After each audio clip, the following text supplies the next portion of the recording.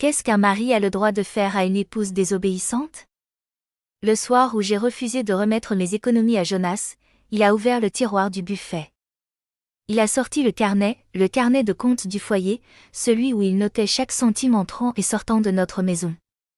Il a barré mon nom sur la colonne des autorisations de dépenses. Avec un crayon. Soigneusement. Pas par colère. Par procédure. J'ai regardé ce trait pendant longtemps après qu'il a rangé le carnet et refermé le tiroir. Je n'avais pas encore les mots pour ce que je venais de voir.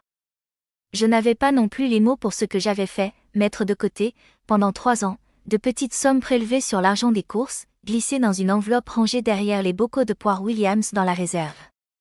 Pas pour partir. Pour exister. Pour avoir quelque chose qui m'appartenait avant même de savoir ce que ça voulait vraiment dire. Ce refus, ce non sorti avant que j'aie le temps de le retenir, allait déclencher quelque chose que je n'avais pas prévu. Pas une dispute. Pas de la violence.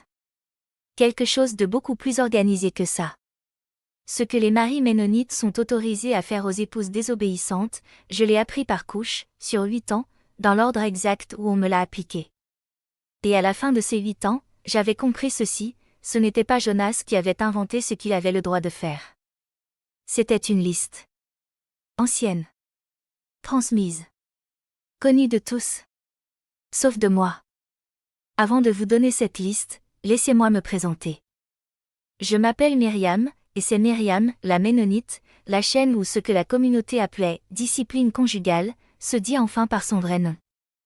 J'ai grandi dans une communauté ménonite conservatrice d'Alsace, j'y ai vécu jusqu'à 28 ans, et je suis partie en emportant 3 enfants et 8 ans de comptabilité dans la tête. Si vous voulez entendre cette liste jusqu'au bout, tout ce qui était autorisé, dans quel ordre, avec quelles conséquences, restez. Abonnez-vous. Et dans les commentaires, dites-moi, vous a-t-on déjà justifié par votre bien quelque chose qui vous retirait quelque chose d'essentiel? Voilà d'abord comment cette liste avait été constituée. Dans notre communauté, les droits du mari sur son épouse n'étaient pas des inventions personnelles. Ils n'étaient pas arbitraires.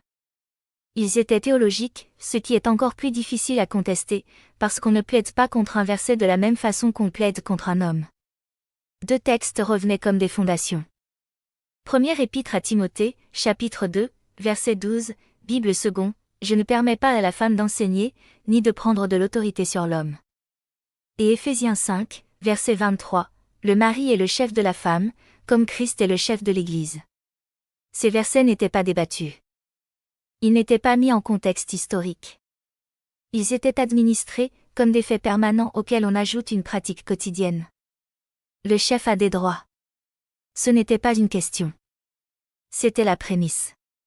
Et l'ordnung, le code non écrit de notre communauté, jamais transcrit, transmis dans les gestes et les silences des anciens, déclinait ses droits dans chaque situation de la vie domestique. Pas de façon malveillante. De façon fonctionnelle. Voilà ce qu'un mari fait quand son épouse résiste. Voilà l'ordre des instruments. Voilà comment ça se régularise. J'avais grandi dans cette communauté et je n'avais jamais assemblé les pièces en système. Parce qu'on ne les présentait pas comme un système. On les présentait comme des comportements normaux de gens normaux dans un foyer normal. Un mari qui gérait le budget, un homme responsable. Une femme qui informait son mari de ses déplacements, une femme sage. Un couple où le mari prenait du recul quelques jours après un désaccord, un homme qui maîtrisait ses émotions. J'avais vu tout ça toute mon enfance. Je l'avais intégré comme je l'avais reçu, sans grille alternative. Laissez-moi vous expliquer ce qui avait précédé le soir du carnet. Pendant 3 ans après notre mariage, j'avais géré le foyer avec ce que Jonas me donnait. Une enveloppe hebdomadaire, exacte, prévisible, suffisante. Pas suffisante pour les imprévus, pour les chaussures de Samuel qui grandissaient trop vite, pour les médicaments du bébé, pour la facture de chauffage quand l'hiver s'allongeait. Chaque fois qu'une dépense dépassait l'enveloppe, il y avait une procédure, je présentais le besoin, Jonas évaluait, Jonas décidait. Parfois oui. Souvent non. Jamais sans délibération. Les enfants ne savaient pas. Ils voyaient leur père décider des choses. Les enfants de la communauté voyaient tout leur père décider des choses. Moi, je savais que je manquais chaque semaine d'une marge que je n'aurais pas su nommer, une marge de décision, de mouvement, de sécurité. Ce n'est pas un concept que j'aurais pu formuler à 24 ans. Je le vivais dans le corps, la façon dont on calcule, dont on anticipe, dont on réfléchit 2 fois avant de demander parce que demander est déjà un acte qui se paye en monnaie invisible. J'avais commencé à mettre de côté par hasard, d'abord. 1 centime de rendu trop, une pièce oubliée dans une poche de manteau. Puis par intention, discrète, patiente, régulière. Chaque semaine, entre 50 centimes et 1 euro, prélevé sur ce qui restait de l'enveloppe après les courses les plus serrées. Glissé dans une enveloppe craft rangée derrière les bocaux de la réserve. Pas nommé comme un projet. Pas pensé comme une fuite. Juste là. Une forme de moi qui existait séparément du reste. 3 ans. L'enveloppe contenait, le soir de sa découverte, 247 euros et quelques centimes. Jonas cherchait quelque chose dans la réserve. Il a trouvé l'enveloppe. Il l'a portée à la table sans un mot. Il m'a demandé d'où venait cet argent. Je lui ai expliqué. Il a tendu la main. J'ai dit non. Ce n'en était pas calculé. Il est sorti avant que je le retienne, de la même façon qu'on retire sa main d'une surface chaude avant de penser à le faire. Mon corps avait décidé avant ma tête que cet argent était à moi. Le lendemain matin, le carnet de compte était sur la table. Et mon nom n'y était plus. Premier instrument, l'accès financier. Le compte commun fermé. L'enveloppe des courses réduites, remise en main propre chaque lundi, calculée au minimum. Il avait le droit de faire ça. Il était le chef du foyer. La gestion financière lui appartenait, selon l'ordnung, selon les sermons, selon la pratique de tous les foyers que je connaissais. Ce n'était pas de la sanction, c'était de l'organisation. Pas de discussion. Pas de durée annoncée. Juste le nouveau régime, qui commençait le lundi suivant. 6 semaines plus tard, ma belle-mère est venue. Elle s'est assise à ma table sans ôter son manteau. Elle a regardé ses propres mains, pas moi, et elle a dit, un mari ne restreint pas sa femme par méchanceté. Il la protège. Myriam, la difficulté que tu as à comprendre ça, c'est ça, le vrai problème. Elle est repartie. Deuxième instrument, la mobilité. Les questions sur où j'allais, avec qui, pour combien de temps, suivies d'une décision que Jonas me communiquait mais ne discutait pas, ce que la communauté appelait protection. Il avait le droit de me protéger. La protection n'est pas quelque chose qu'on refuse. Dans les commentaires, dites-moi, y a-t-il quelque chose qu'on vous a présenté comme de la protection, et qui vous retirait progressivement tout espace? Je veux savoir. Troisième instrument, 3 mois après, la mention publique. Lors d'une réunion des membres, Jonas a indiqué qu'il y avait des tensions dans notre foyer. Pas plus. Ce mot seul, tension, activait quelque chose dans la communauté. Une surveillance diffuse, collective, non concertée. Les regards qui changent le dimanche. Les femmes de mon âge qui ne demandent plus comment vous allez. L'épouse du diacre qui pose une main sur votre bras en sortant du culte, sans rien dire. Les visites non annoncées qui se multiplient légèrement. Il avait le droit de signaler. C'était son devoir envers la congrégation. Quatrième instrument, le silence. Pas 2 jours, 7 fois. 22 jours. Jonas dans la maison, à table, dans le lit, présent dans chaque pièce, absent de chaque échange. Quand les enfants lui parlaient, il répondait. Quand je lui parlais, son regard allait ailleurs. Pas avec effort. Avec la constance de quelque chose qui avait été décidé et qui s'exécutait. Il prenait du recul. C'était son droit légitime. C'est Hilde qui m'a dit le reste. Hilde avait 75 ans. Elle était née dans notre communauté et elle y mourait, j'en étais certaine sans avoir eu besoin de vérifier. Petite, précise dans ses gestes, avec une façon de regarder les choses qui ressemblait à une forme d'intelligence dont elle n'avait jamais eu besoin de parler. Elle m'avait invité à l'aider à cueillir ses pommes un samedi d'automne. On avait travaillé en silence pendant 1 heure. Puis, sans se retourner, ce qu'un mari a le droit de faire ici, tu ne le trouveras écrit nulle part. Mais je peux te le dire, parce que je l'ai vu s'appliquer autour de moi depuis 50 ans. Il a le droit de tenir le budget, c'est le chef du foyer. Il a le droit de décider de tes déplacements, c'est ta protection. Il a le droit de ne plus te parler, c'est son recul légitime. Il a le droit de te mentionner en réunion, c'est son devoir envers la congrégation. Il a le droit de demander que tu te confesses à genoux devant les membres, c'est pour la santé spirituelle du couple. Et il a le droit de ne plus manger à ta table, c'est la médoum partielle, une mesure prévue par Lord Nung. Elle a posé une pomme dans le panier. Ce qu'il n'a pas le droit de faire, lever la main. C'est la ligne. Tant qu'il ne lève pas la main, ce qu'il fait ici ne s'appelle pas de la violence. Ça s'appelle de la discipline. La discipline conjugale, Myriam. Tout le monde ici sait que c'est autorisé. Elle a continué à cueillir ses pommes sans me regarder. Je suis rentrée chez moi dans le froid de novembre avec cette liste dans la tête. Budget. Mobilité. Signal communautaire.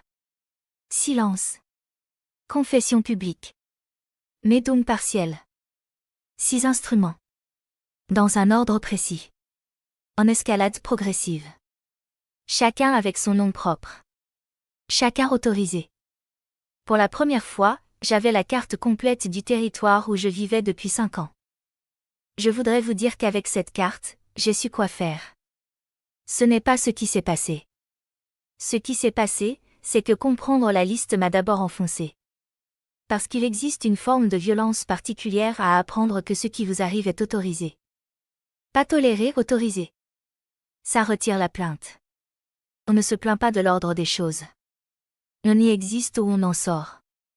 Et sortir exigeait ce que je n'avais pas encore, de l'argent propre. Jonas contrôlait le budget depuis le soir du carnet. Un réseau à l'extérieur, il n'existait pas. Un endroit où aller avec 3 enfants, il n'existait pas non plus. Ce calcul, je l'ai refait des dizaines de fois dans les 3 années suivantes. La réponse ne changeait pas. J'ai continué à vivre avec la liste. J'ai appris à identifier dans quel ordre les instruments s'activaient, quel comportement les déclenchait, quelle durée chacun durait avant que le suivant soit employé. J'ai appris à réduire ma surface d'exposition. À ne pas déclencher. À exister à l'intérieur du cadre au lieu de le heurter. Ce n'est pas de la résilience. C'est de la cartographie de survie. De l'extérieur, les deux se ressemblent exactement. Je suis partie quand mon plus jeune avait 2 ans et demi. Cette histoire appartient à une autre vidéo. Après mon départ, après la médoum formelle, après les lettres non ouvertes, après avoir reconstruit depuis rien, j'ai retrouvé Claire. La psychologue dont je vous ai déjà parlé. Je lui ai sorti la liste de Hild. Tous les instruments. Dans l'ordre. Elle m'a écouté sans m'interrompre. Puis elle a dit, chacun de ces instruments a un nom en droit français. Le contrôle financier, c'est de la violence économique. La restriction de mobilité, c'est de l'isolement coercitif. Le retrait de la parole sur 22 jours, c'est de la violence psychologique par privation. La pression communautaire institutionnalisée, c'est de la coercition sociale. La menace de médoum, c'est de la coercition par l'exclusion.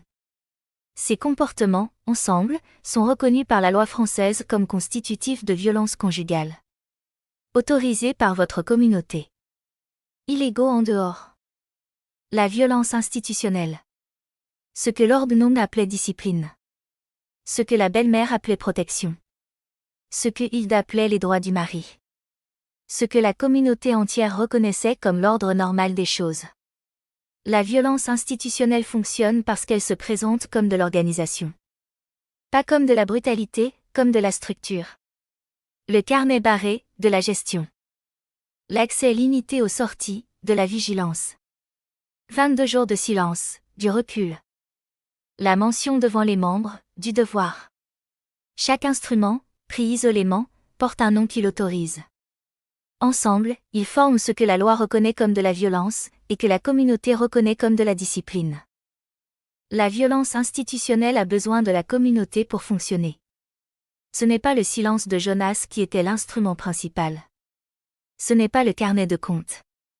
Ce n'est pas la médoum partielle. L'instrument, c'est le système qui autorise tout ça, qui le valide, qui le renomme en protection et un ordre naturel. Un mari seul n'a pas ce pouvoir. Un mari adossé à une communauté qui considère ses actes comme légitimes, ça, oui. Jonas n'était pas cruel. Il était un homme élevé à l'intérieur du même silence que moi. Il avait hérité d'une liste. Il ne l'avait pas inventée, il l'avait reçue comme on reçoit un patrimoine, voilà ce que tu as le droit de faire. Il n'avait jamais eu à se demander si c'était juste. La communauté avait tranché avant lui. Si vous avez grandi dans un endroit où certaines choses étaient présentées comme des droits d'un parent, d'un mari, d'une institution, d'une tradition, et que vous n'aviez aucun langage pour en contester la légitimité, vous savez de quoi je parle. Ce n'était peut-être pas une communauté ménonite. Ce peut être n'importe quel système où l'autorisation précède le consentement, et où questionner l'autorisation est déjà une forme de désobéissance. Je vous vois, vous qui avez subi quelque chose qui portait le nom de protection, et qui retirait, progressivement et méthodiquement, tout espace qui vous appartenait. Je vous vois, vous qui avez cartographié un territoire hostile au lieu d'en partir, parce que partir n'était pas encore possible, parce que les ressources manquaient, parce que le calcul ne changeait pas, parce que les enfants étaient là et que la liste était longue. Je vous vois, vous qui avez appris à ne pas déclencher, à réduire votre surface, à exister à l'intérieur du cadre en attendant que quelque chose change, sans savoir encore ce qui pourrait changer, ni quand. Ce qu'on vous a dit qu'on avait le droit de vous faire ne définit pas ce que vous méritez. Ces deux choses ne se sont jamais recouvertes. Si vous voulez continuer à entendre ce que les communautés n'ont pas voulu nommer, abonnez-vous à Myriam, la Ménonite. Il y a encore tellement de choses que je n'ai pas dites. Et dans les commentaires, quel mot avez-vous utilisé pendant des années pour désigner quelque chose, et que vous appelez différemment aujourd'hui? Ce carnet, celui que Jonas avait sorti le soir où j'avais dit non, je l'ai vu une dernière fois lors de notre séparation. Il était dans le tiroir du buffet, à sa place habituelle. 8 ans de traits de crayon réguliers. 8 ans de colonnes soigneuses. 8 ans de dépenses autorisées et de dépenses interdites, dans une écriture calme et précise. J'ai refermé le tiroir sans le prendre. Ce que Lord nous m'autorise ne disparaît pas quand on part. Il continue dans d'autres maisons, sur d'autres carnets, dans d'autres mains qui barrent d'autres noms avec le même crayon soigneux. C'est pour ça que je parle. Jusqu'à la prochaine fois. Choisissez vos libertés avec soin. Elles pourraient bien vous SAU,